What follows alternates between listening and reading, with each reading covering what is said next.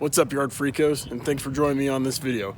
So, I've got a problem, and it's not a good one. So, the other day, I was inspecting my yard, and the thing was I was starting to get a little ticked off because I'm seeing all these dry spots here, right? See them here, see? I got them all over the place. Looks like the camera's picking it up pretty good. I even have them here in the park lane. And the thing is, I wasn't really paying attention in August and September as much as I should have been. And what got me looking at this was, or why I didn't look at it in more detail before, was because we had a really hot summer, at least by Colorado standards out here. And I wasn't judiciously watering the yard because I didn't want to have a $200 water bill, right? And so I was just kind of letting the Kentucky bluegrass go partially dormant, and just, barely watering it enough to let it just hang on. And so when I started seeing brown spots in the yard, I just figured, okay, that's the grass. It's not getting as much water as maybe the rest. And so I figured, okay, it's just going dormant and it'll bounce back in the fall and we'll have a good looking yard again. And I discover what my problem is. I have freaking sod webworms. See, look, here's one right here. Look at that. You see? And they're freaking everywhere. Look, here's another one. Another one, and another one. Look how bad my grass is, and I'm barely even pulling on it here. Look at this. Look, I'm barely pulling. Look at that. So this isn't good. I've got like a really major infestation here. I've always seen the sod webworm moths in my yard. And the thing was, I always just figured, my yard is healthy, it's outgrowing them, it's fine. Because I usually don't put pesticides down in my yard if I can help it. And I know most people are like, oh, it's just pesticides. The FDA says it's fine, and the EPA and all that stuff. But I just don't want to do that. And now, just due to family circumstances, I really, really can't use pesticides right now. So what am I going to do? Okay, so if we're going to solve this problem and have a good-looking yard for next spring, this is how I'm going to solve the problem without using pesticides. So the first thing I'm going to do, I'm going to mow the yard lower.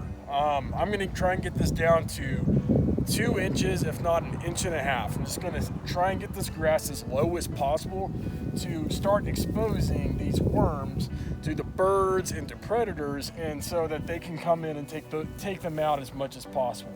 I don't know how much that's going to help, but that's what we got to do here. And by mowing lower, it gives the sod webworms less cover. I've been mowing this at 3.5 to 3 inches, all year. So by mowing lower, this is going to give these worms less cover from the elements, from the heat, from drought, like it not being as wet and stuff like that. And so this is going to stress them out even more. Okay, the second thing I'm going to do is, obviously I need to rake all this up and give the sod webworms the least amount of habitat as possible. And then what I'm going to do is I'm going to come in and I am going to blanket my grass with perennial ryegrass. So I'm going to blanket the grass with perennial ryegrass, because that stuff's going to pop up in no time and basically give these worms almost, give them a distraction to eat something else. Because what would a worm rather eat?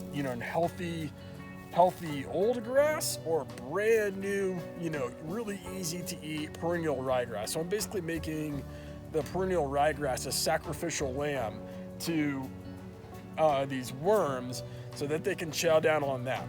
The final thing I'm going to do is I am just going to start covering the yard with as much fertilizer as often as possible until we get out of the growing season.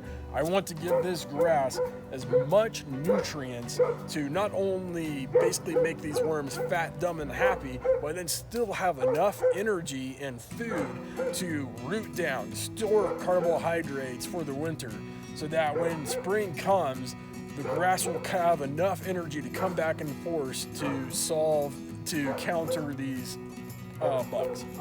Now, I know what you're thinking. You're thinking, you're giving these worms the exact thing that they need to survive, which is more food and become better, aren't you just going to be making the problem worse?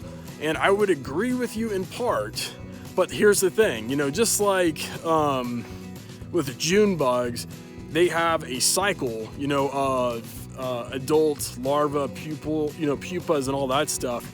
Now that I'm into October with these sod webworms, I am out of the adult cycle, so they're no longer reproducing. So it's not like I'm gonna make the problem worse this year. I'm just gonna make the ones that are already existing fat, dumb, and happy.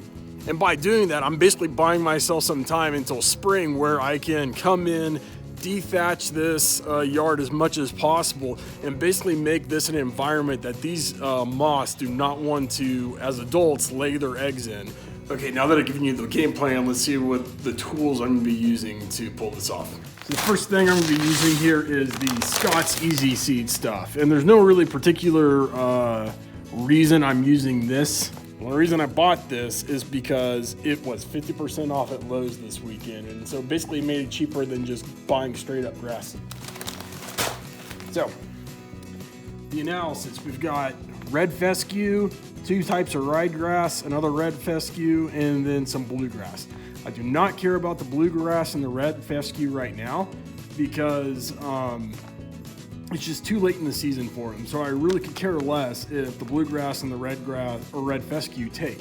What I'm wanting is the ryegrass. The ryegrass is what's going to help me get through the fall, make the yard look decent still, and give these bugs what they need. So I'm targeting the ryegrass because I know these ryegrass will pop up instantly and give the bugs what they need. And if the bluegrass and the red fescue, which I've been wanting to, you know, I need to reseed my yard anyway, if they make it through the winter, or if they don't sprout and then they sprout in the spring after winter, then that's just, you know, money on the cake. But I'm using this stuff for perennial ryegrass only. Okay, the next thing we're gonna be doing is busting out the synthetic fertilizer here. So basically I'm gonna be using this stuff just to give the grass as much food for the rest of the fall as possible. It's basically gonna be every 2 weeks of half pound, if not 3/4 of a pound of fertilizer, just to give this grass as much strength as possible to outgrow the bugs and to get through winter.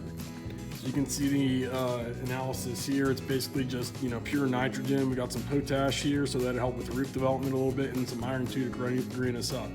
Hopefully it'll allow us to have some Halloween domination considering the circumstances, so we'll see.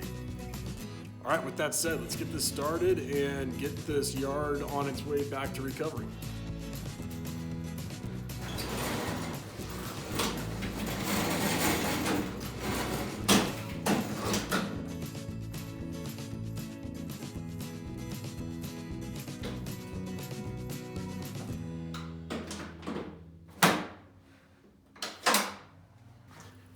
Okay, as you can see, we're at 3 inches here. This is 2.5, and so this gets us down to either 2 or 1 3/4. So I'm gonna take us down to 2.5 for now. And then for some weeknight lawn work, we'll bring it down on Tuesday and then mow it down to get it down to its final length.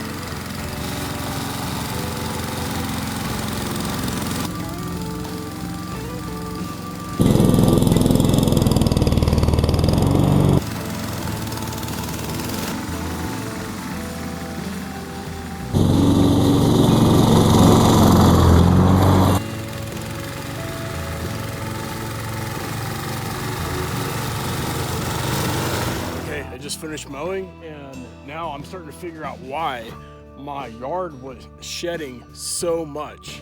Like every time I would mow, it just seemed like constant straw, you know? Like here, see? Just look at all this. It's like, why was it doing this? Now it finally makes sense. The yard is just under assault. That's what's going on. but still, look at these stripes, man. Even when my yard looks like crap, is under assault by evil forces known as wedworms, I'm still getting a pretty good stripe out of the yard. Just have to brag about that. So, okay, let's do the next thing here, which is fertilization.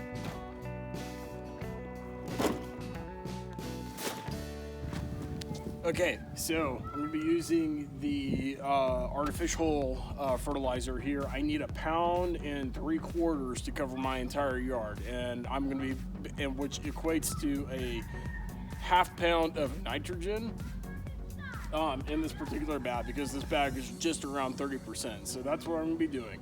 So let's get started.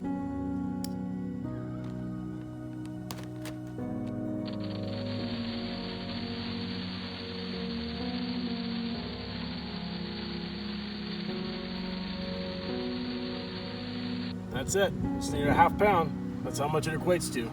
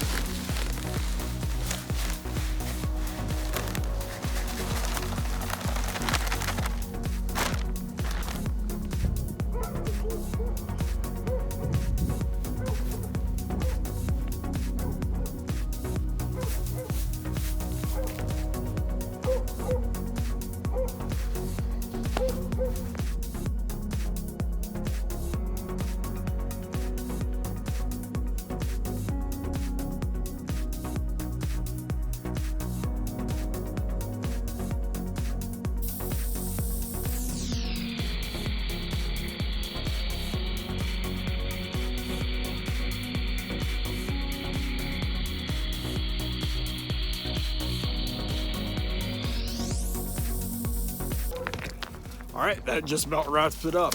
You know, it's kind of funny. It's almost like my front yard feels like a spurned lover. How dare you! All you can talk about is money and fairy tales of eternal growth. How dare you! So to speak. I've been giving her so much attention over the past 3 years that now that I have my buffalo grass lawn, she's like, what? Am I not good enough for you anymore? Is this not the way, or is this the way I'm supposed to be treated? Well, guess what? I'm gonna turn on you, because I've never had this many problems with my lawn this year. So, there you go. About all I can see, I guess. So with that said, you guys take it easy. Have a good week.